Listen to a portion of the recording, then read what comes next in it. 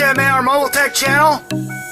2002 Ford E150 4.2 liter. Got the service engine soon light on. As you can see there, the orange letters lit up there on the bottom right of the instrument cluster. You don't want to have this light on, and if you do, you want to take care of it or this happens. Put one hand up on top at 12 o'clock, one hand up at 6 o'clock. And see that?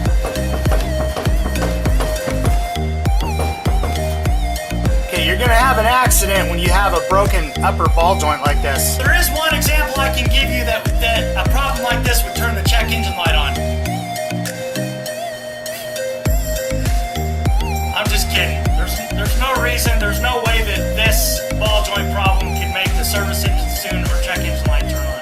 I'm just messing with you. So if you know anything about cars, obviously this isn't going to cause the check engine light to turn on. Thanks for watching. You did a good job doing this inspection. I'll see you next time.